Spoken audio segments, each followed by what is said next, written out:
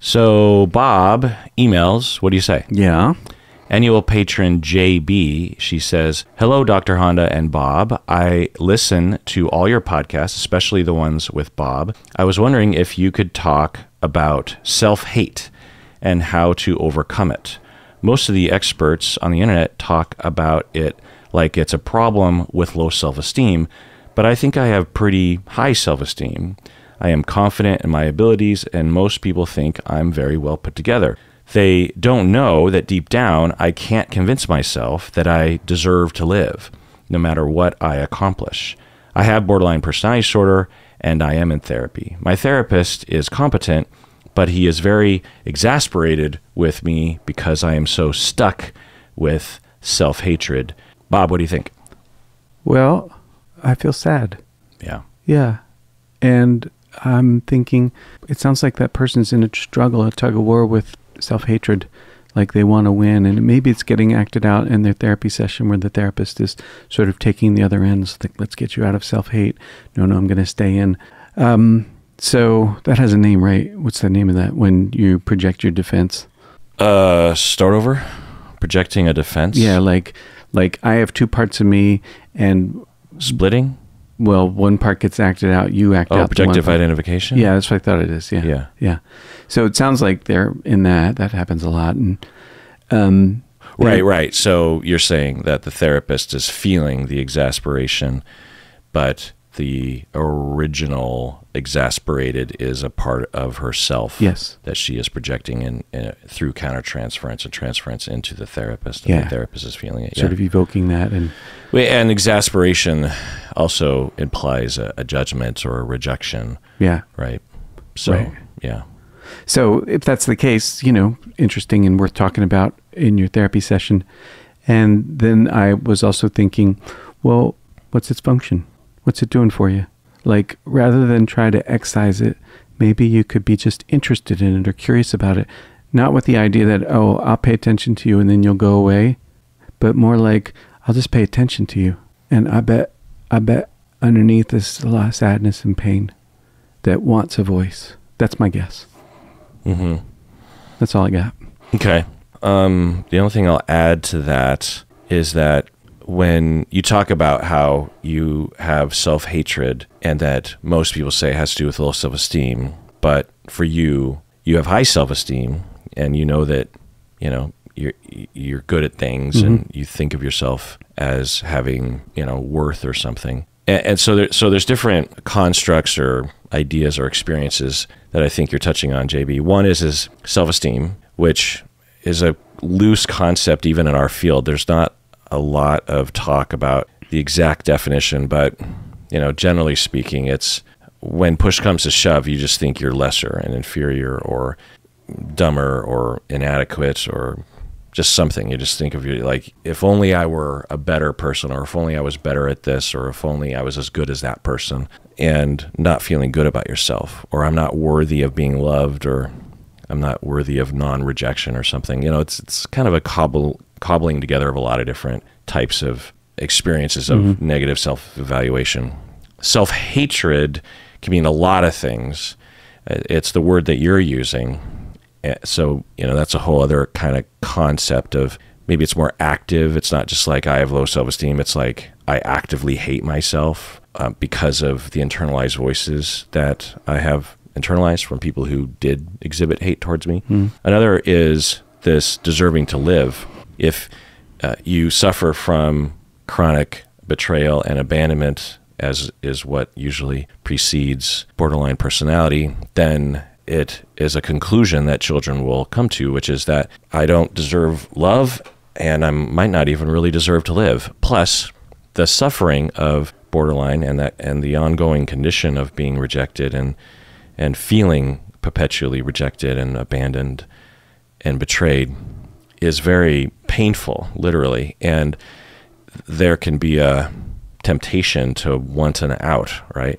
So it all kind of comes together for a lot of people of this, not only do I feel suicidal, but I also don't deserve to live. There's no justification for me being here. I should unburden the world and other people from me because of the way that I'm being treated. Yeah. And there's a conflict internally, JB, usually, hopefully, because there's another part of you that knows that you do deserve to live, and there is hope, and you do belong, and those are just internalized experiences. But it is an ongoing issue for a lot of people. And so you could frame that as self-hatred, but the description, the rest of the paragraph is really what I think we're talking about. And so that's what I'll say about that. And also, you can have high self-esteem, as you're saying, like, hey, I'm good at things, I'm worthy of things, but I don't deserve to live because people don't inherently love me. Even when I do manage to get close to someone, in the end, I'm just rejected, or they don't really love me as much as I love them, which is a common feeling and experience that is kind of engineered sometimes by the person with borderline. It's a very common experience for people with borderline to feel that way of just like, I give and I give and I give, and I never get back from anybody. I love more than other people love. And that's true in one way and not true in another way. It's not true because everyone or most people have a capacity to love at a certain amount, if you will, to consider someone else's feelings, to be connected, to desire that connection, to give emotionally. And yet when you have borderline, you are going to be more triggered and more likely to perceive rejection and betrayal where it either doesn't exist or barely exists. And then you get very hurt, and then you push people away, and then that causes them to pull away from you, and maybe just completely betray you or reject you. Or there can be a limbo period where they're disconnecting, and you're in a preoccupied manner really reaching out to them. And so there's this very frequent zone that you're in relationships where you're pursuing and other people are distancing. So there's that experience. And then the other reason why a lot of times people believe they give more than they get is it's just the way that it feels to them, because even though they might be getting a lot of love and attention, it's not coded that way or perceived that way by the person with borderline because they're suspicious. As a therapist who would be giving and giving and giving to a client with borderline, like, I'd be putting a lot of emotional energy in and outside of the session to the client, and for the client to come in the next session and say that they've never felt any kind of effort from me or any kind of goodwill from me, I would get that from a number of borderline clients, and over time you just get used to it, but it couldn't be further from the truth. And how tragic that is, that the person that deserves and will most benefit from really perceiving the amount of effort I'm putting into them, if anyone deserves it, it's them, and needs it, it's them, and yet they can't perceive it that way, even when it's happening to them, because of the filter they're seeing the world and the suspicion, that they have the world. There's a part of them that is receiving it and does accept it, but a big part of them is very distrustful and suspicious of it, especially if they were exploited by people that gave them love and attention, So there's, that's what I'll say about that. And then, for your therapist, as Bob said, maybe just talk. It's also possible that, you didn't give any detail, which is fine, JB, about what you mean when you say your therapist is exasperated. Is it actually a rupture? Is it a problem? There's a good version of exasperation that I might have with a client, like in the sort of zone I was in earlier where I'm giving and the client doesn't really perceive it that way, especially if they're attacking me or something. I might even literally say I'm exasperated with you because I actually do put a lot of effort. I'm not asking for an award or something. I'm just saying I'm trying hard because I care about you and I want to help you, and do what you do. You're not beholden to my wishes, but I care about you. Therefore, when I'm caring about you, but also I know that I think that if you were to perceive my care for you, that you would heal faster. I also know that there's reasons why you're distrustful, and I'm exasperated with the situation. I'm not rejecting you. I'm not going to give up as a therapist, but I'm frustrated for you. I'm in it to win it, but I wish I could turn off that distrust when it came to me, because if you knew what was in my heart, you'd know that there was no nefariousness or fakeness or temporariness or anything. I'm here. When we talk, I'm here, and I'm exasperated with that. So I don't know. what sort of exasperation is it? And I've had borderline clients that will think I'm exasperated when I'm not. You know, it's a very frequent distortion of someone with borderline as well. It's just like, well, he's putting up with me. He must secretly hate me, right? Like that's he's not being overtly hateful or rejecting of me, but he must on the inside be in a constant state of wanting to terminate with me. It was a very frequent refrain from borderline clients was that they knew or they highly suspected that throughout every session, I was just dreaming of the day that I could get rid of them. You know what I mean? And it couldn't have been further from the truth. You know, there was no part of me that would be thinking that, you know? You ever hear that expression? It's not what you call me that matters, but what I answer to. Yeah. So, you know, like we do that all the time.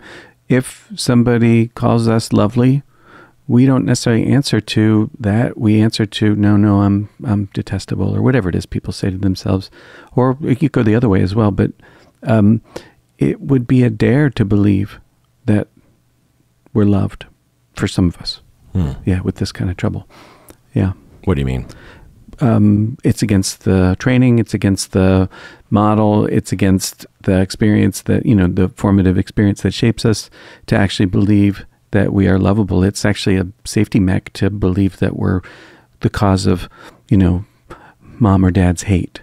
That it's because we're the kind of the wart on the ass of the world. And if we weren't there, then mom and dad would have a better day, or whatever it is. You know, that's mom and dad probably being, you know, sloppy or disorganized in managing themselves around the stressors of life or whatever, and passing it on to the kid who unfortunately has a brain that's just going to respond the way the humans are made to respond, which is with shame. Shame, it's easier to live with, I'm a bad person, than it is, you might be dangerous or scary. Right. Yeah. Yeah. The tragedy of the healthy narcissism or developmental narcissism of a young child is a double-edged sword. Yeah. On one hand, that's nicely put. If things are going well, then they think it's because of them. You know, my parents love me because of me. My parents are together because of me. I'm a fast runner. I'm so good at school. Everyone loves me. You know, like that one, there's this one video from like 15 years ago of this girl. She's like 3, 4, 5, and she's in front of the mirror. She's standing on the sink, and she's like, I love my hair. I love my mom. Have you seen this video? No. It was one of the first viral videos, and they've done check-ins with this. I think she's 22 now or something. Oh, so sweet. But she's like, I love my friend Sally. I love me. I love my cat. You know, she's just so excited, and she just loves everything. And you get the sense that her life is going relatively well. Who knows? But right. So children, when things are going well, they attribute it to them, which is not necessarily the case, right? No. And when things are going poorly, then they attribute it to them. Yeah. If their parents' marriage isn't going well, if the parents are depressed, if the parents are being abusive, if the parents are experiencing poverty and they can't afford anything, it's the kid blames themselves. My parents aren't buying me things, not because of the economy or racism or the lack of my parents getting mentoring regarding how to get a job when they're younger, or lack of access. It's because I'm a bad person, because I don't deserve it. That's why, even though that's never even necessarily explicitly told to the child, the children, given their, you know, lack of knowledge and their healthy narcissism, they just think it's because of me. And it gets misused and misapplied when the child is being abused. I'm being abused because of me. Yeah. Because I am a piece of shit. Yeah. And what a horrible lesson to be learning every minute of every day from the time you're 0 until you're 15, you know, just unrelenting false narrative that's being reinforced inside their brains that I don't deserve love. And I never will and never have. There's nothing we can point to.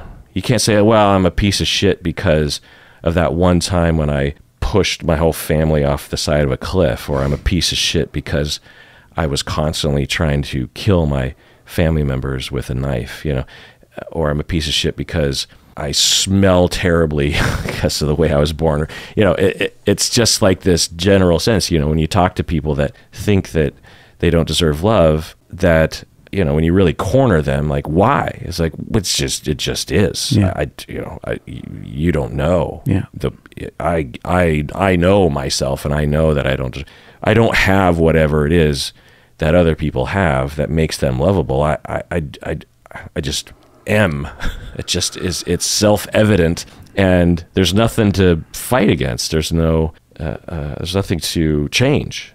It's just set in stone because, of course, the child was never given a satisfactory reason as to why. Maybe there's some adjectives that are thrown out, like you're lazy or stupid or you're defiant or something, but especially after a few years of therapy as an adult, you're just like, I don't think that was really a big, but it's just that sense, that irrational conclusion that children come to regardless of evidence, and it just gets stuck, and it's really unfair, right? Agreed. Let's take a break, and when we get back, another email. What do you say? Yeah. All right, Bob, let's do an OPP. Yeah. These people became patrons in the beginning of 2021. Wow. We have annual patron Marissa from Albuquerque, New Mexico, upper tier patron. Upper tier annual patron Valerie from Maryland. Upper tier patron annual patron Lisa from Sweden. Wow. Upper tier annual patron Ksenia from New Taipei. Is that Taiwan? New Taipei? New Taipei? Yeah, Taipei from Taiwan. We have upper tier annual patron Emily from Connecticut. And then all the rest of these are regular patrons. We have Ryan from Australia.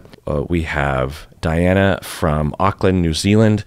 And we also have Tiffany from Auckland, New Zealand. So I wonder if they know each other. Diana and Tiffany. I'm sure you probably know each other very well. Oh, God, I bet people from New Zealand get that a lot. I mean, how many people could live in Auckland? It can't be more than, I don't know, a few hundred, right? We have Andrea from Ontario. From Barrie, Ontario.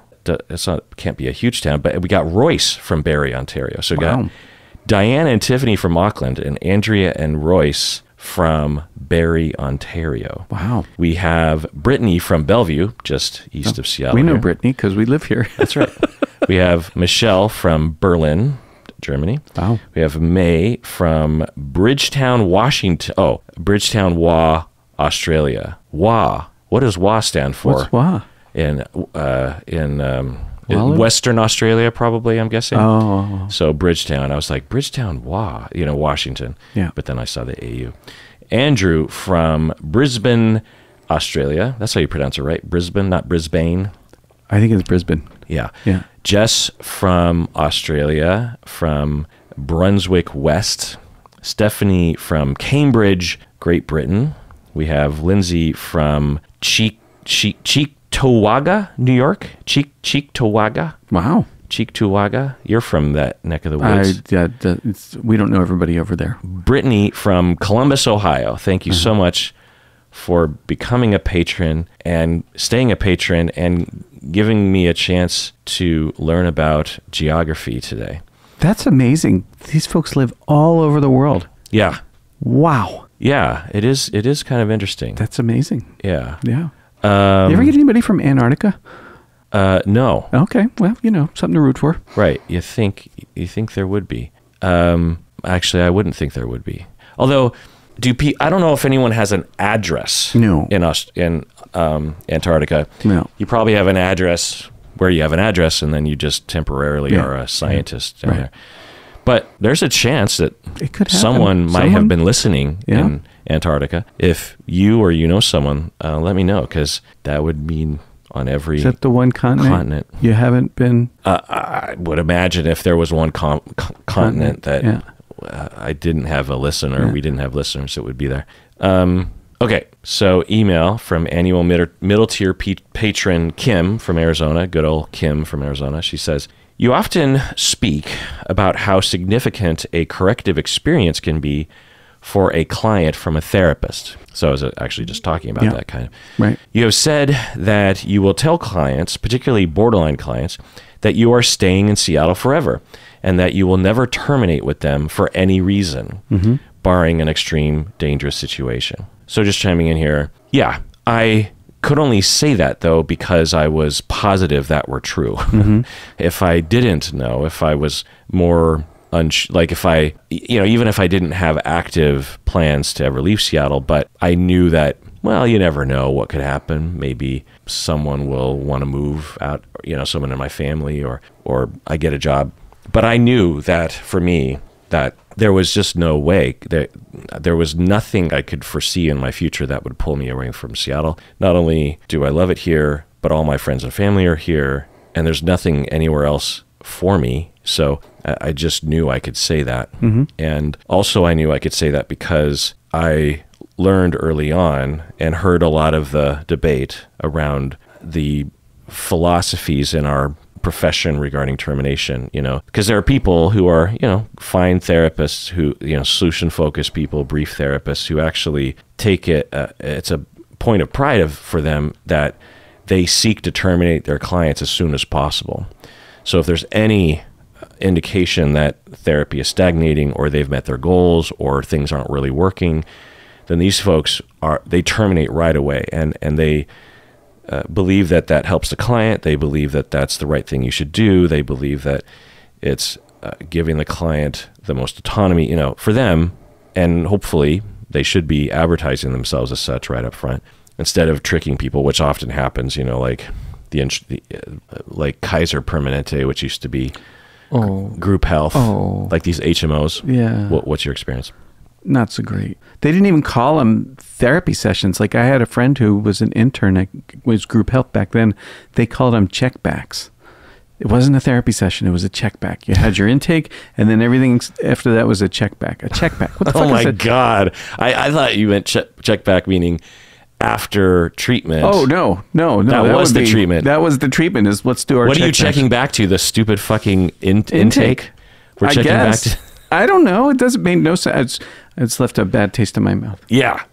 I mean, if you advertise it as such, and that's what people want, then great. But if you advertise it as therapy and clinical counseling, that's what they advertise as. Then it's terrible that you have consumers who aren't you and I, who don't know any better, and they call their insurance and they get connected with this system.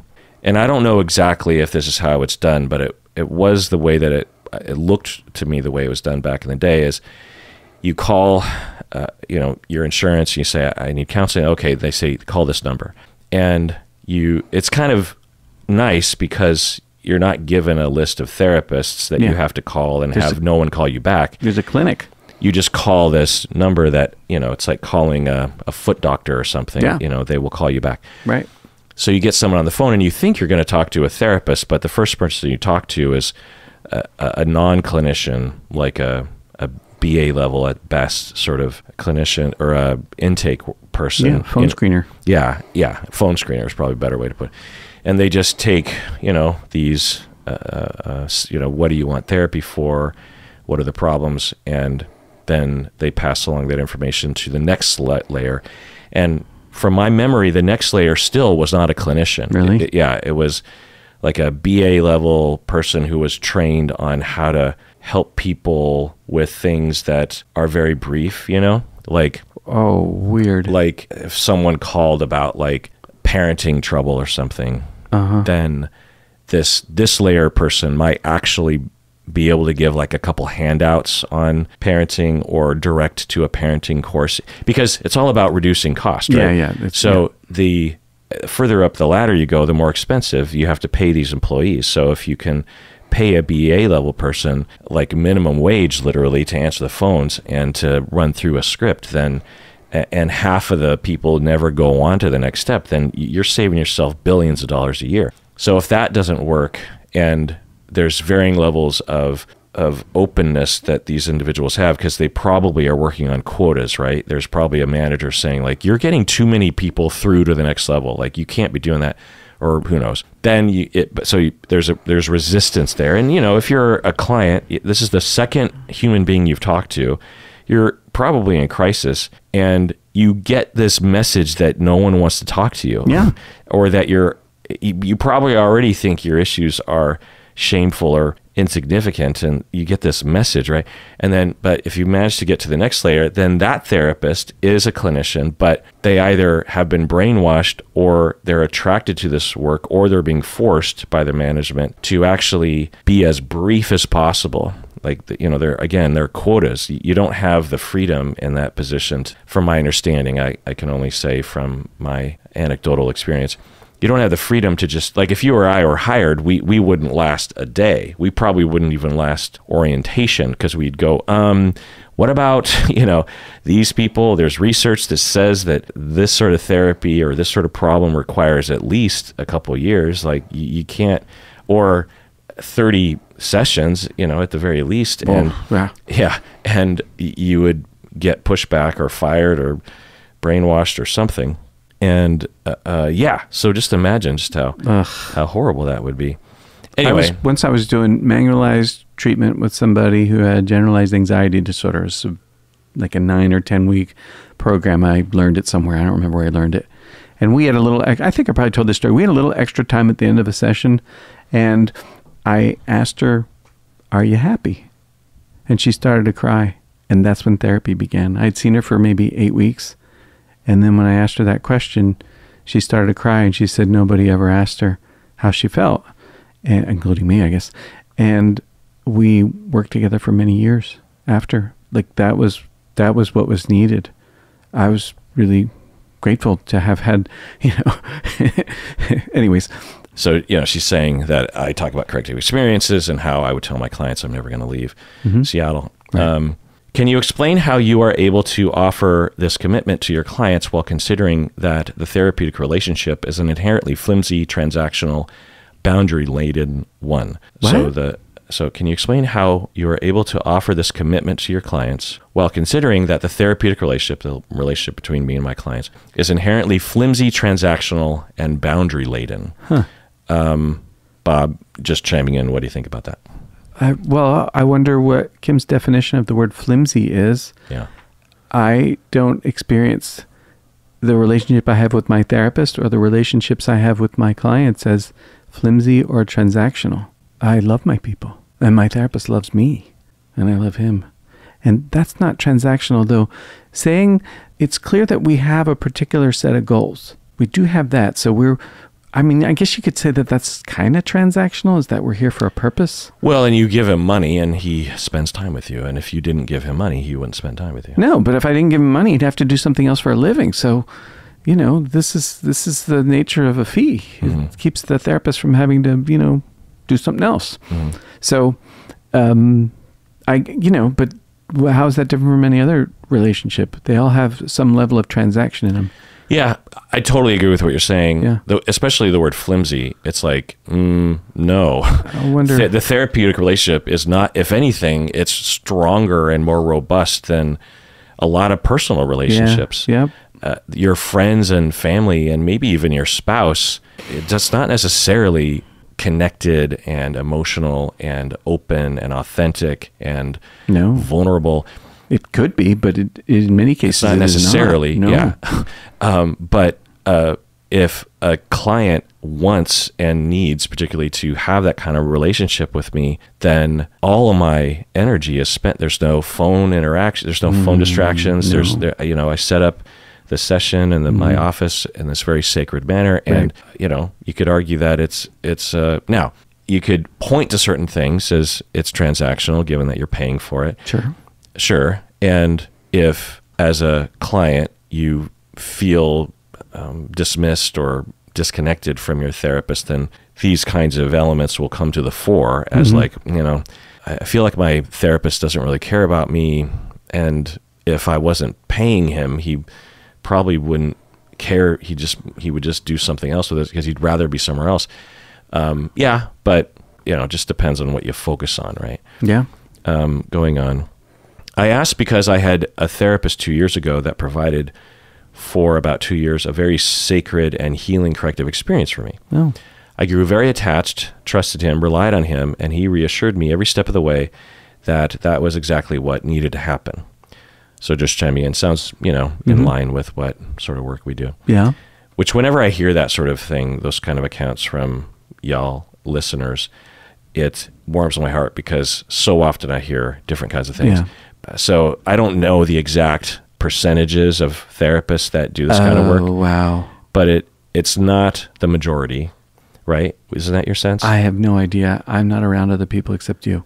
Yeah. My sense is it's not the majority because there's too many other factions and too many people that don't even know about this kind of therapy. Man. But I do get the sense that there's a pretty robust minority of people that are exactly in line with how you and I think. Like there are certain subreddits about therapy that I'll read that I'm often looking for that life raft in the comment section that acknowledges this. And I don't know if I'm seeing it more because the particular subreddits that I read are more oriented this way or something, but I do hear people and I'm like, oh my God, they're speaking right from how you and I talk. And of course we're not unique. It's not some sort of strange thing. You didn't make any of this up. No, but it's, I can go a long time without hearing another therapist talk like you and I do. Yeah. So, and there are other versions of therapy that are very good that they don't talk like us. Like for example, Rebecca's approach to therapy is it's not the same as you and I, and you and I have our own differences, but in terms of the landscape of therapy, you and I are in the same camp, I would say. Yeah. And for Rebecca, she is not, I wouldn't call her attachment oriented, so to speak, or transference, countertransference oriented the way we are, but she also is very helpful but she speaks about it and thinks about it in a different way, but similar enough, but different. Anyway, so anyway, getting back to the email here. Then he decided, so she got very attached for 2 years. So it was very good. Yeah. Then he decided he wanted to get off of insurance panels. And when I couldn't pay his fees, he tossed me to the curb and never looked back. Oh. I still cry about it every day, almost 2 years later. Ouch. Thoughts about that? Well, that's really sad. It is tense for me when there's a crossroads between my needs and the client's needs. And maybe what we're saying here is that the therapist had some financial goals. Maybe they wanted to start a family, or who knows, whatever it is people do with their money. And that came at cross purposes with the client's needs. That happens, and it's to me it's both understandable and not good. Right. Yeah. Awful. Regardless of the reason why, to have that strong corrective experience that you deserved all your life and you finally found, for whatever reason, say the therapist died or sure, whatever, a massive earthquake occurred and caused a rift in our continent, so you couldn't drive to his office, and whatever the reason why. Spouses in the military and they had to move. It's just a heartbreak. Right. It's just the worst. Parent got sick, had to go take care of him. Yeah. And who knows, right? Yeah. It hurts. It's a huge loss, maybe one of the biggest losses you could ever experience. It's really hard to find another person that you can connect with. It'd be hard to open yourself up to find a connection given that it was broken like that. Right. So it's hard. Now, to break down how this went down, we don't know. We don't know. But this is a really common thing and I did it. I believe, were you ever on a panel? You were paneled. Oh, I was. Yeah. So Bob and I did this as well. At a certain point in our career, we were able and wanted to break. So for a very short primer on insurance in the United States is that there are various different insurance companies, and the one of the offerings or programs that these insurance companies will have is that you can be paneled, which is essentially you are a contracted provider of services for that insurance company, not only for that. So for me, for example, I was contracted by Primera, Blue Cross. I was contracted by Regents, Blue Shield. I was with Cigna for a bit and some others. And what that means is that I agree to a certain fee structure maximum. I could charge less, but I can't charge more. So, for example, with the highest paying back when I was paneled with Primera was that I think they paid $125 or something. And so even though my fee was, say, $150, I agreed to accept a fee of $125. Right. And the benefit to the client is that they only have to pay a copay usually of like $20. So the client doesn't even know what the full fee is. They're only paying $20, and then Primera would pay me the rest, like $105. Now you ask, well, why would I take a pay cut from $150 to $125? Well, the reason is because in the beginning of your private practice, it's hard to get clients to come to you if they have to pay, even more than a copay. Even if your fee is like $50 an hour, that's a lot more than $20 per session, right? When you're paneled and you're working with insurance, clients are much more likely to come to you. They're much more likely to stick around, right? Long term. Yeah. Paying $20 a week for 5-10 years is, not that big of a deal for most people. Paying $150, $200 a week for 10 years is a big deal. That's tens of thousands of dollars. Yeah. So you, as a provider, I can make a lot more money and have a lot more clients, and also have a lot more job satisfaction because I'm able to work with clients for a long period of time. Yeah. If they are under certain insurance companies, they never ask for any kind of justification. Like with Primera and Regents, they just took my word for it, and they never checked in. Right. I could treat people for as long as I wanted, and as long as I just kept submitting a medically necessary diagnosis, it was fine. There was never pushback from the insurance. It was basically just low cost therapy for these folks for indefinitely. Yeah. And also, when you're under insurance panels, they will send you clients because when they get a call from one of their customers saying they want a therapist, then they are, prone to giving that customer people that are contracted because it's a win-win for everybody. Okay. Right. So the problem is that with insurance, like I said, so once you get to a certain point in your career and you no longer need the insurance panels, and you can get clients on your own because you have enough word of mouth. You also have enough demand for your services that people are willing to pay out of pocket. Now, you can still use insurance out in network to reimburse like some of it. But, like say with Blue Cross, say I had a client with Blue Cross, this is all like, I don't know, 2012 numbers, by the way, back when I was doing this kind of stuff. And the client is paying $20 a session. I'm getting $125 total. I get rid of Primera with the same client. Now I'm charging $150. So I'm getting $150 per session. Yeah. And the client, long story short, submits out of network claim, and they get, say, like $70 back. So they're paying $80 now. Did I have that right? Yeah. Usually, though, there's a deductible that has to be met, and it's these days I think it's usually twice what the normal in-network deductible is. Right. So it could be, but it depends on the program. It does. They're all different. So you could have a $1,000 deductible that needs to be met, or a $5,000 deductible. Yeah. And so sometimes insurance out of network won't even kick in until halfway through the year. It depends. Yeah. But so to a client, that's a huge shift. Yeah. Right.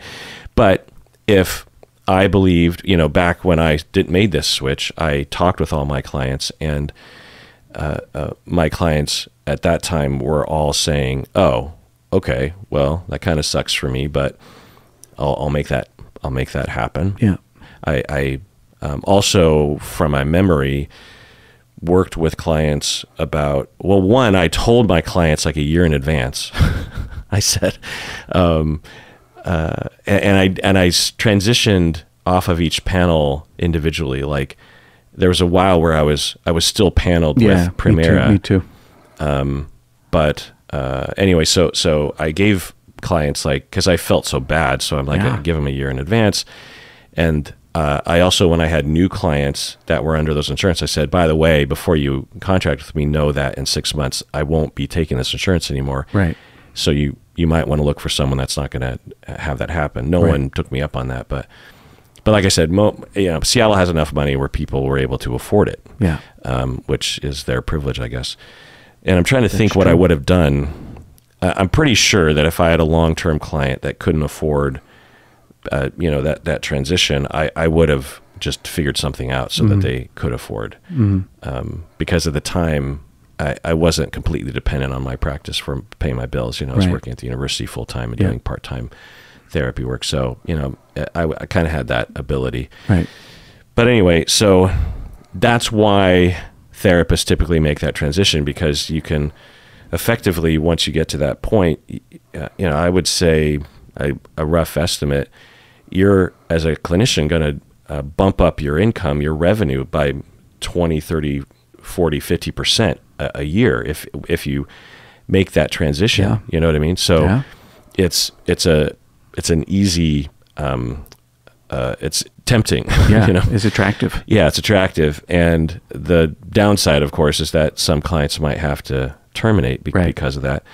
And if someone told me, a colleague told me that they were going to do this transition and they might lose some clients, I wouldn't hold it against them, because, another thing that happens just inherently all the time is that there are plenty of people that don't have insurance or don't have good insurance, or even if they do have insurance, they still can't afford the $20 for, the copay.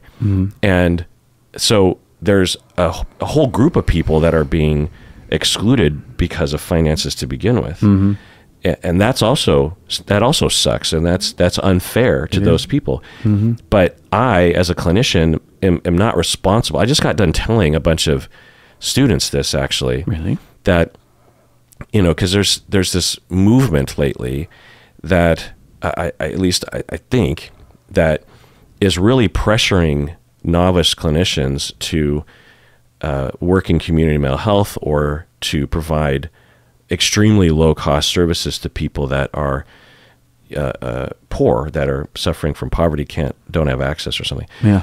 And although that's wonderful, I'm thinking, why is that the burden of the novice therapist that has like $150,000 of student loans, and are usually not financially in a great place to begin with because they're younger or whatever? That burden should be on you and me, people that are established and are doing well financially and can afford to allocate some of our time. Yeah. And also, we're just not as stressed out about things like we were when we were novice. But yeah, there's because, students will talk about, like, they'll raise their hand in class and be like, hey, I want to go into private practice. And the professor will push back, and the classmates will push back and say, like, well, that is elitist, that is greedy, that is against society. You don't care. You don't care. I mean, it's not said explicitly like this, but it could be, but it's said more subtly. Oh, a guilt trip's a guilt trip. Yeah, and if you care about social justice, you should be working with. Whoa! You should never be in private practice, or if you are, then you have to. And this is also typically students are women, who are usually told to self-sacrifice and not care. Men are taught that it's like, yeah, have a job, but also, you deserve to pay your bills. You deserve to get paid. Yeah. Women are not taught that.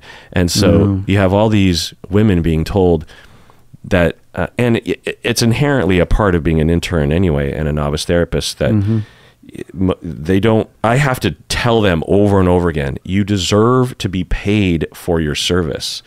You're highly trained and competent and needed. You deserve to be paid. You deserve to be able to pay your bills. You deserve to not be living paycheck to paycheck. You deserve that. You could have done anything with your power and privilege and intelligence and hard work and sweat. You could have become a .com manager, or you could have decided to work for an oil company, but instead you decided to actually help other human beings.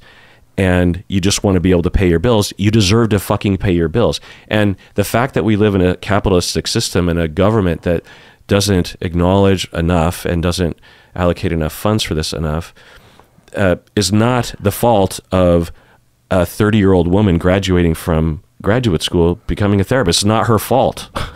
It's the system's fault. It's the voters' fault. It's the politicians' fault. It's the lobbyists' fault. It's, you know, it's the patriarchy's fault that denies human vulnerability and the need to get support. Oh, that's a sentence. It's not the fault of the young woman that is just trying to survive while sacrificing a good portion of her life to help other humans. So why am I ranting about this? It's not our fault, you and I, when we made the transition to not using insurance. It's not Bob's fault. It's not my fault that the system is set up to fuck over the consumer and the client in that situation. If we lived in a different system, clients wouldn't have to make that choice, you know? If we lived in a different system, if we had a different philosophy of collectivism and goodwill towards human beings and not privileging corporations as people, by the way, you know, but I never had a corporation as a client. Have you? Yeah. Then the system would be set up differently, such that when Bob and I decided to, I don't know, take a step in our career, clients wouldn't have to be lost because the system would have made up for it, you know? But so it's not as egregious to me, you know, as the previous thing about pressuring students to sacrifice their lives for society. But it's, you know, it's kind of in that direction. But it does suck, as Bob was pointing out. It sucks to lose that relationship for both people, particularly for the client. For Kim. Yeah. And so, Kim, I don't know, but if your therapist was like Bob and me, then he probably very much cared about you. Yeah. And it was probably hard for him to make this decision. Yeah. And your phrase of "he tossed me to the curb and never looked back," I'm guessing is just how it felt, but not how he intended it to be. I don't know. Maybe he literally just texted you and said, "Fuck off, I hate you." You know, I'm dropping insurance and get out of my hair. You know, I or something in that direction. You know, maybe it was, but I'm guessing that it wasn't. Now, I could also see, hearing a lot of emails from y'all, of a therapist that doesn't, because like for me, for example, since I think about these sorts of things a lot, and I had the ability to do so, I would tell clients a year in advance, you know, and I would apologize, and we'd have long conversations about it. And if they were going, you know, if they were going to terminate, we would talk about that termination over a long period of time, and there'd be a lot of care taken there. So is it possible that your therapist had made the choice and implemented it without preparing the clients, and that left Kim in a very difficult situation with only like a week or two to think about or figure something out? I've heard that too, which is also not necessarily unethical. You know, that we don't really have hard and fast rules about this sort of thing. There needs to be care around termination, but it's not necessarily outside the standard of care to give a client a couple weeks, which I think is, if avoidable, should be avoided. But, you know, sometimes it can't be avoided, right? Sometimes it can't, but yeah. The other possibility is that your therapist behind the scenes was, I think, as Bob was saying earlier, experiencing something pretty significant financially that he didn't want, or he didn't feel the need to tell his clients, but he needed to move quickly. Who knows? Who knows? Yeah, there's just a lot of different possibilities. We just can't know. Bottom line is you lost your therapist, which is awful. Ouch. But your narrative about it, Kim, does affect things. The loss is factual. Yeah. The narrative is not. So I would work with your therapist about that narrative, because if it's possible that your narrative is distorted, then that only doubles the pain, because not only did you lose him, but you're framing it like he didn't give a shit to begin with. Yeah, this is a story of grief and rejection. Yeah. We don't know about the rejection. We certainly can understand the grief. Right. So I would work with your therapist on... Well, Kim's not in therapy, is her point. Well, I would get a therapist, is my point. Yeah. Sorry, Kim. Yeah. But just going on with the email. I have developed PTSD symptoms from this and have undergone intensive EMDR therapy to process this particular event with little success. Oh.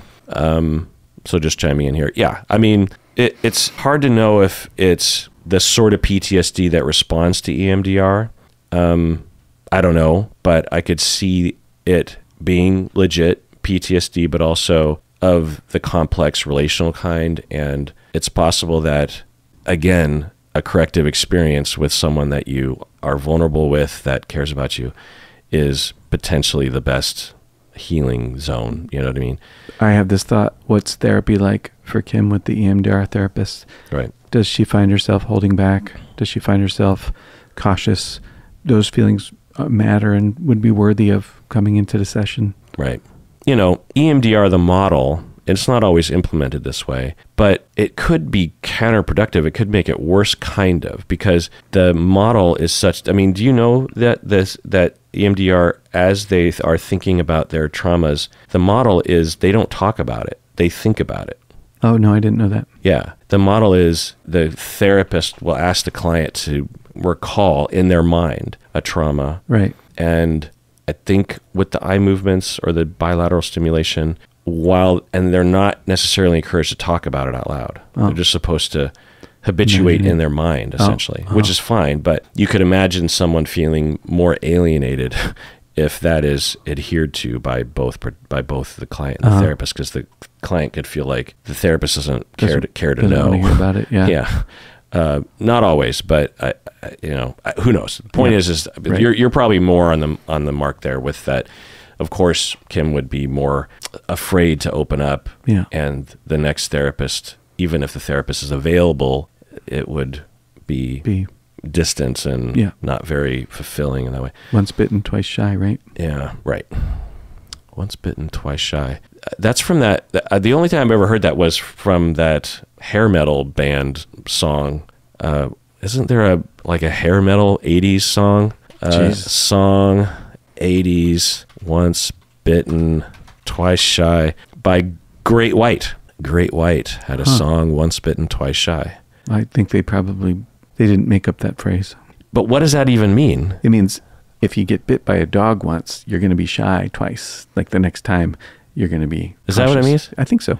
Because I could also see it meaning, even though you're bitten just once, you'll be shy, you'll be afraid for a lot longer. Oh, yeah.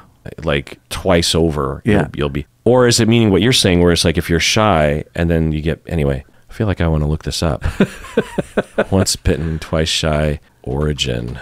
Let's see. The principle appears to be one of Aesop's fables, which is a collection of little ancient Greek stories that have strong moral messages. This one is about a wolf who approaches a house being guarded by a dog at the gate and corners him. Let's see. He tells the dog that he's going to eat them. See, the wolf. Wolf tells the dog, "I'm going to eat you." The dog argues that he is too thin to make a good meal and that he should allow him to fatten up first. The wolf goes away, and when he returns, he finds the dog has positioned himself safely on the other side of the gate. Well, that doesn't really tell us.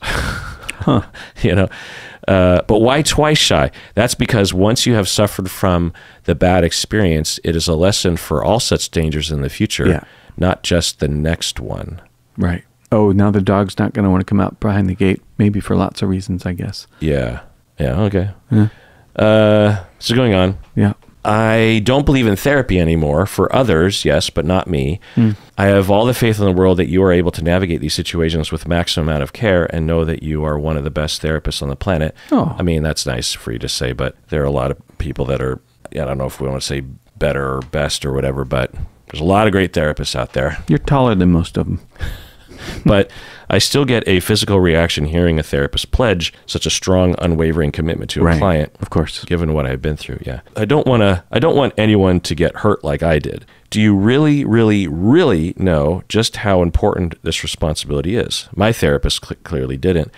It seems like a tough thing to promise given the inherently rejective nature of therapeutic relationships. All love and respect to you. I just need to ask. Yeah. I think it's a great question. I don't think it should be said if a therapist isn't really clear. It otherwise doesn't need to be talked about. Yeah. Yeah, absolutely. And I never did say it lightly, you know? No, you never would. Yeah. Like, I don't know. I'm just at one end of the spectrum when it comes to this. And I you know what? I don't know if I ever really realized this, but I had a very formative borderline client in the very beginning of my career that really shaped everything that I am as a clinician. I know that. Most things, yeah. We talked about her back in the day. Well, I had her for many years as well.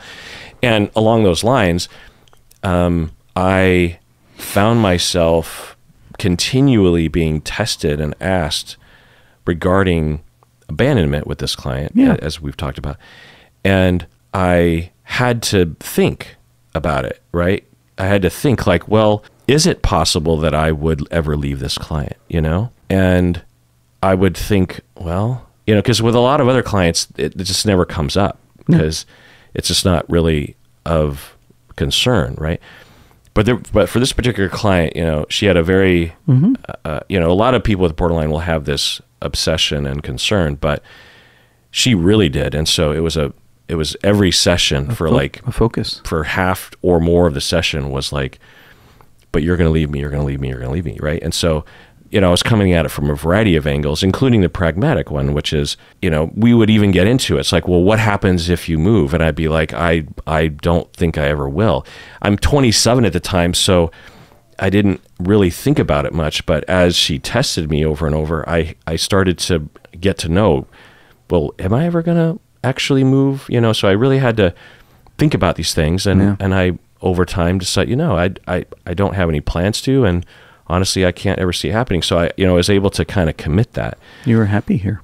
Yeah. But I hadn't really thought about it that much before what 27-year-old thinks about it. Yeah. Also, I had established around that time that I was going to be the sort of therapist that would do everything I could possible to not have it so that I'm the one leaving a client, that, you know, they will be leaving me. I won't even, you know, and I learned from other clients that I shouldn't even necessarily bring up termination, like even just the topic, you know, and there's a lot of different possibilities as a therapist, how we approach this that can be good for clients.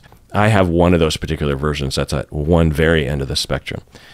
And the con to my side is that some clients might be in therapy longer than what is useful, which is kind of a funny phrase for you and I to consider. But that is a con that at least I should acknowledge, that because it's just not on my radar to even like ask the question in my head, should I terminate with this client? Then it does raise that risk. I can't think of a time when that risk actually caused a problem. You know what I mean? But it is a risk, and that is at that side of the spectrum. Anyway, so it became, you know, manifest in a number of ways. Like when I was working at Community Mental Health, as my first job out of graduate school, and I, after a few years, was able to build my private practice and didn't need to work at the agency anymore. And most people would just quit, but I didn't want to terminate with any of my clients. So I asked the agency, and they obliged, which I don't think would happen today, that I would work really, really part-time. And what we did, which is very unusual, but I asked for this, and I was getting paid a lot less money at the agency, by the way. Yeah. I was basically working for free, you know what I mean, in some ways compared to my private practice. Right. And what I did was, with all my clients, I told them, well, I don't know if I told them anything, but I said to myself, I will stay here as long as they want to work with me. But so as clients started to terminate, then my client load got smaller and smaller, right, until the point where I had 3 clients, and the agency got a new supervisor, and he was kind of reviewing my employee file, and he's like, so what is the contract we have with you? Like, what is this? Yeah. And I'm like, well, da, da, da. And he's like, yeah, that's not going to work because I have to supervise you and you only have 3 clients. It's not economical for the agency to continue to employ you. And I'm like, well, what do we do? And so for these 3 clients, I gave a lot of time to terminate with them. And I think 2 of the 3 of them came into my private practice. And the other one was just, I think, terminating kind of naturally because they were in a good place. So even with that, I was like, no, I am not. I'm going to do everything in my power. And I was given the privilege by the agency to actually engineer it so that I didn't have to actually ever terminate with any of those people, even though I was going into private practice. Of course, in private practice, I've always operated out of Seattle. There's been no barrier to, and then when I transitioned to insurance, I guess I had the luck of not having any clients that there wasn't some kind of arrangement that could be arranged. Yeah.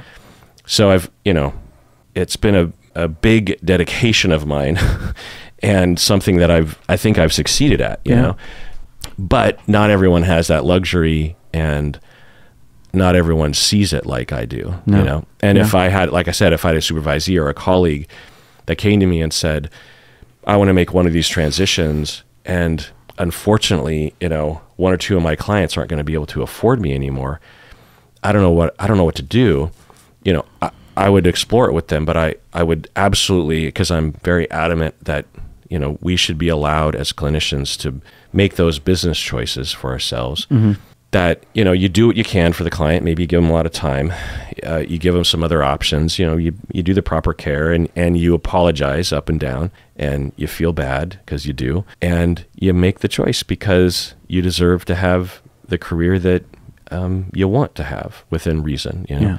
I would absolutely be advocating for the clinician as long as they did everything that they could. So even though I never did that, I never had to do that, I guess, is one of the ways to say it. But anyway, let's take a break and one more email after that. What do you say? Yeah. All right, Bob, we're back from the break. Let's do another OPP because the last one was so much fun. Okay. These people became patrons back in 2021. These are all monthly deserving listeners. We have Amy from Davenport, Iowa.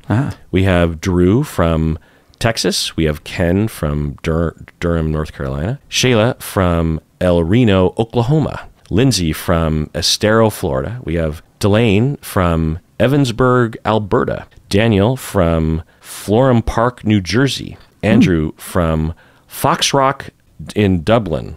Wait, Ireland. So apparently there's like a neighborhood called Fox Rock or something. I like that name. Fox Rock. Pia from Denmark, I believe. Frederiksberg? Is that Denmark? I don't know. Frederiksberg. We have Emily from Sweden. Steve from Gainesville, Florida. Ryan from Gilbert, Arizona. Ria from Gloucester. So Gloucester is probably how it's pronounced, right? Gloucester. Gloucester, like Worcester, right? Yeah. Gloucester. Great. I'm glad you're here. Okay. Gloucester, Jersey, or is it Great Britain? Great Britain, yeah. Oh, there's a Gloucester, Jersey. Danica from Gold Coast, Australia. I'm gonna get corrected, I'm sure. Yeah. I probably sound aggressively certain. I'm pretty sure it's Gloucester. Hannah from Grand Forks, North Dakota. Sandra from Denmark as well. DK country code. It's probably Denmark, right? Denmark, yeah. Herrenuchen from Hamburg, Germany. Wow. Lacey from Hamden, Connecticut. And Rachel from Harlexton, Queensland, Australia. Wow. Thank you so much for becoming a patron all the way back in 2021 and staying a patron through so much thick and thin, through all the months when we were pre-vaccine and all that kind of stuff. Anyway. I wonder when do I come around again? I am still a patron. Oh, yeah. I'm an annual patron. Did you know that? When did you become a patron? I don't actually remember. Colleen signed us up, and then I kept it going. Yeah. Have we said your name on the podcast before? Once. Oh, it'll be a while because I'm still, I haven't said everyone, because the way that it works, it's like, I only do this every once in a while where I do an OPP. Yeah. And there's always people that are signing up and dropping off. You know what I mean? So Yeah. sometimes when I'm reading these lists, there's a good chance that half of them aren't even patrons anymore, because in the time it took me to get, I'm not reading this from Patreon. I pull all the information from Patreon every once in a while, and then I make this little Google Doc with everyone's name. Right. And so it's possible that, like I said, half the people I'm reading aren't even patrons anymore. So it could be a while before we get back around to you. To me, huh? Okay. So annual middle tier patron, she asks, "Hi, Dr. Kirk and Bob. I'm a relatively young, 34 years of age, professor of interpersonal communication. Wow. In the last few years, I have seen a dramatic increase in emails from students revealing family and mental health struggles. Some of these emails are really descriptive and can feel like trauma dumping. I always try to connect them with campus resources related to whatever their issue is, but the disclosures can be ongoing, with students wanting to talk about the issue during office hours with me. Oh. I want to be empathetic and supportive of my students, and I am a little more equipped than other professors because of my area of study, but I am struggling with what to do with these students who want to talk extensively about their issues. I am also in therapy healing my own childhood traumas, and I am having a hard time holding all my issues, my students' issues, and being an effective professor. Yeah. It doesn't help that our university sends a ton of messages to faculty about being available, supportive, and open with our students. "Quote unquote, exceptional care is part of our university's mission, which seems to be positioning faculty as therapists or parents to our students. I teach 100 to 125 students a semester, and I would really appreciate any advice you have and or Bob has. How can I help my students and myself? I would like to set boundaries with my students, but I am not sure how to frame or word these boundaries so that they still feel that they can come to me with requests because of the shift in life circumstances." Bob, what do you think? I think it's a great email, and I'm glad they're asking. And it occurred to me while I was listening is, yeah, that's a hell of a situation there. You know, the university is sort of setting it up so that this sort of thing is, students are encouraged in this direction. And this person has limits, just like everybody else. I mean, everybody has their limits. So so here's what I'm thinking. I'm thinking it'd be really important to operationalize your limits. Like, what actually are they? Now, that's not an easy thing to know, but it is reasonable. And one of the things I think that can happen is we can feel like there's something sacred about being entrusted with someone's confidence. Yeah. And you have care. And you're not a therapist. You don't want to be a therapist. You're not in a therapist kind of role. So it's kind of fraught, but okay. But what is my limit, and what is my, let's see, I guess a non-clinician doesn't have an ethical responsibility, but you know, like what's your own values? What's your own morals tell you where your limits are? So coming up with what your limits are, like, this is where I can't, and then getting good at saying, this is, I can't go any further. I was once in a consultation in the DBT group over in Linehan's clinic, and we had to go around one by one, turn to the person to the right, and let them know that their breath stunk. Now, it was because somebody had a client whose breath stunk, and they were having a really hard time saying, "This is really distracting to me. Your breath is really awful." So we did it. We went around. I'll never forget my friend.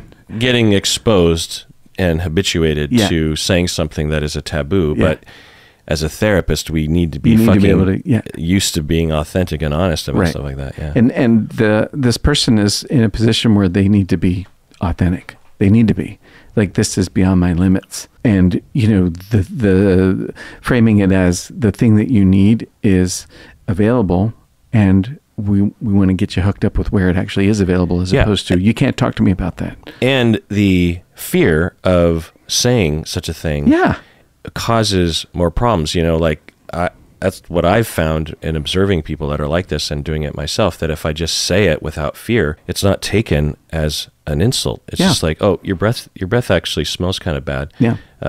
Would you like a breath mint?" Whereas if I say, "So I'm really sorry that I have to tell you this because you know, I don't want to hurt your feelings, but," you know, it depends. But if I just say, "Oh, your zipper's down," or, "Oh, wow, did you have some sort of onions? Because your breath is, is really like a thing right now." And I love that your breath is the thing. And by the way, if my breath is ever a thing, let me know, because we're in a small room right now. So, I'll take a breath mint. Just say it. If I have bad breath and someone just says, "Ooh, your breath's bad. Here's a mint," I would be like, "Holy shit. Wow, that sucks for everyone around me." But I'm glad they told me for crying out loud. Know than not know, right? Right. So Marcia did that? Yeah. We went around. I'll never forget it. My friend Beatrice said to me, she turned to me, she says, "Dear, you stink."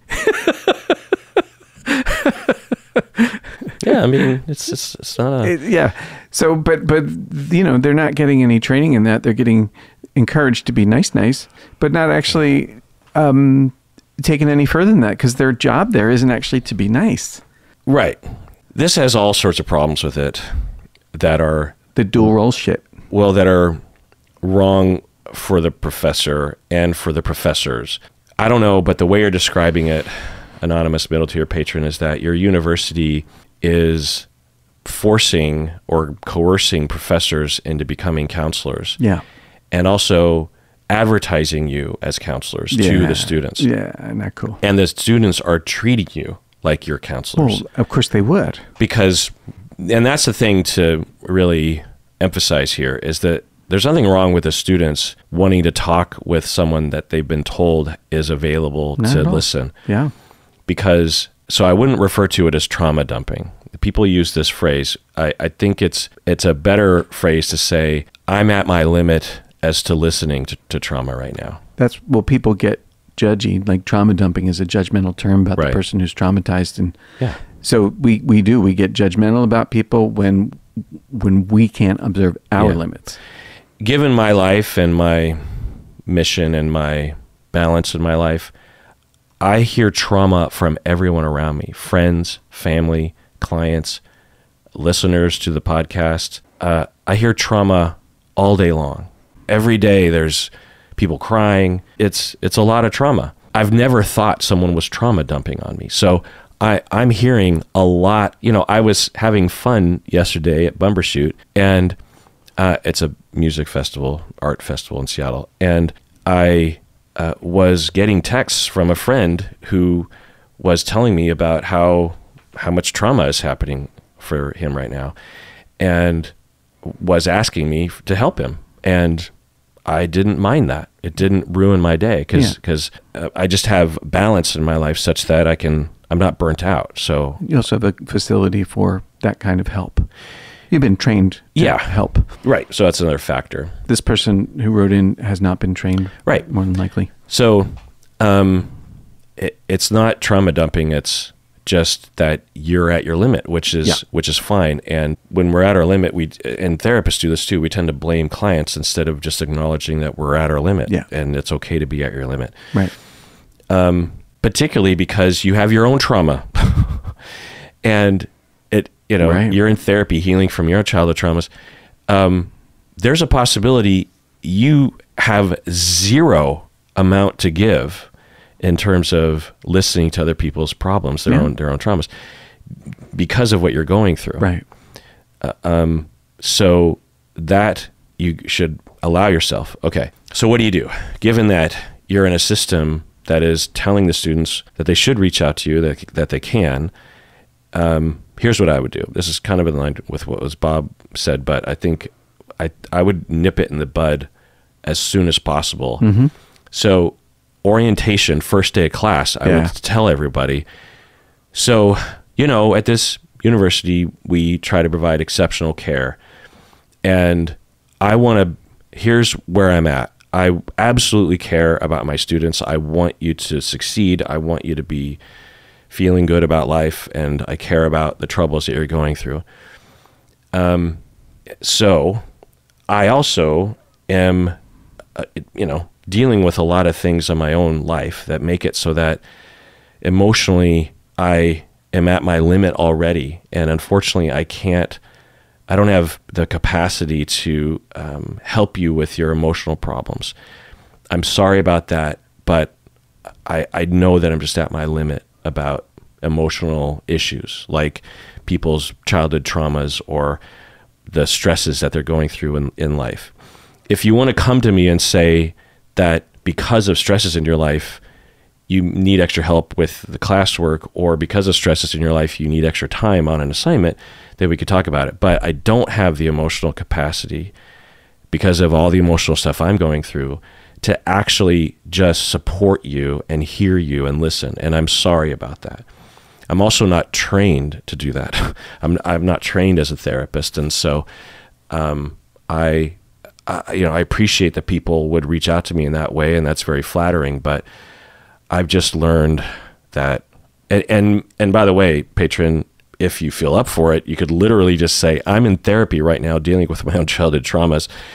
And I've been told that by listening to other people's traumas and emotional difficulties, it's actually making it worse for me. So I'm sorry about that. But if you want to come to me about classwork, if you want to say that you're stressed out and you need extra help, or you need extra time, or you just have like a general stress that about like a classmate that's bugging you or something, like, I am here for you. I will provide that exceptional care. But beyond that, I'm sorry, I just can't. And if you ever,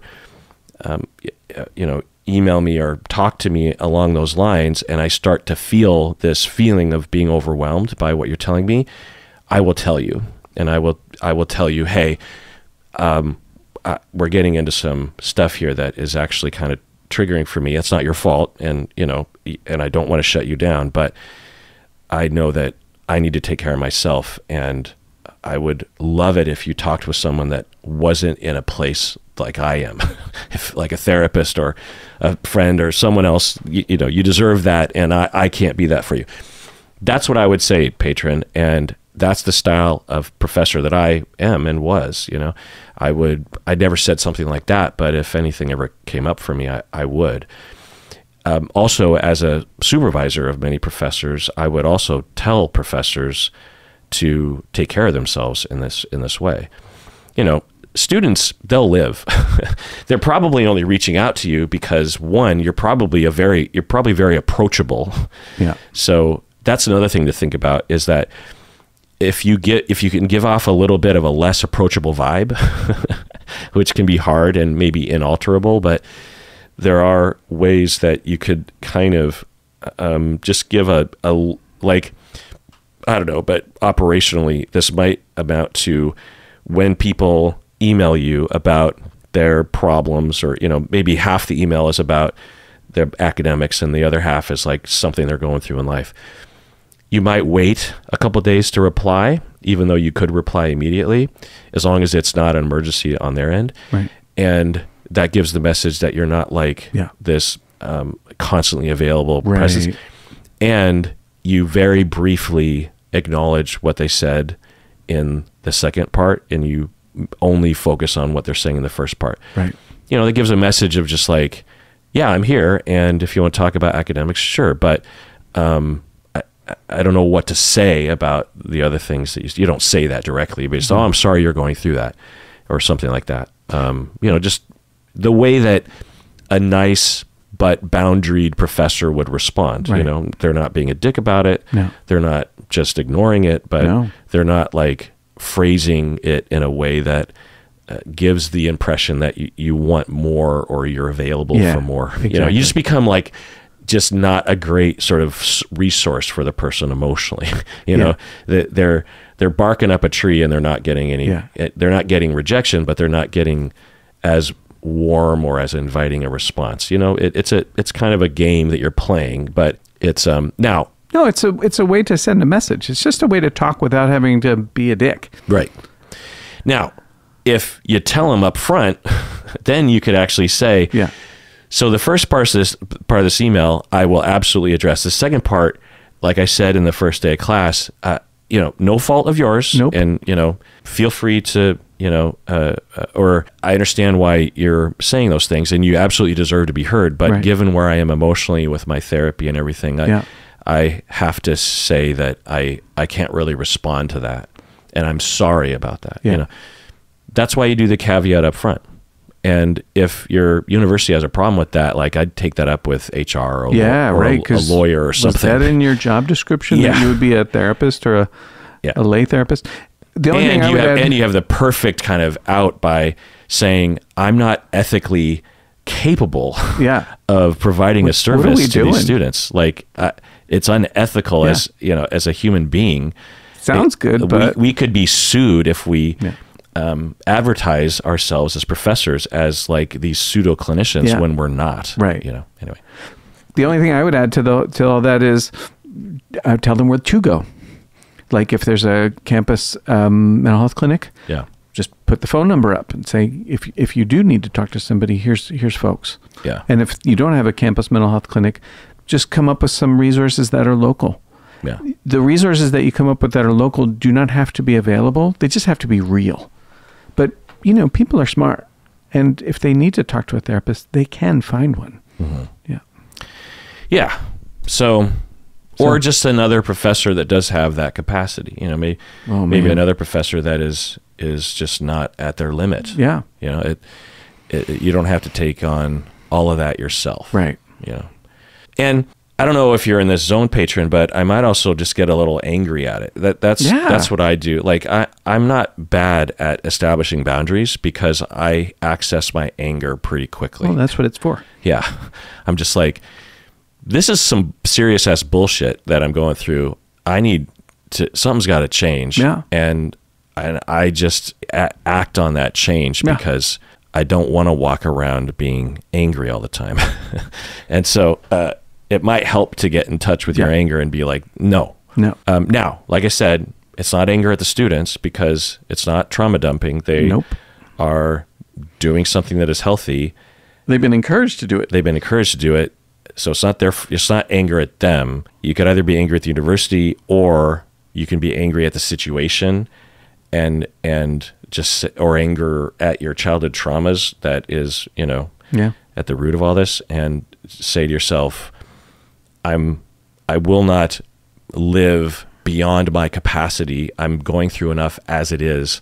I don't want to do this anymore. And so I'm going to get angry, and therefore I'm going to compassionately tell all my students at the beginning of the semester that I'm not your therapist. Right. And I'm terribly sorry about that. It's not your fault that you want to talk with someone, but I cannot do this for my own sake. Okay.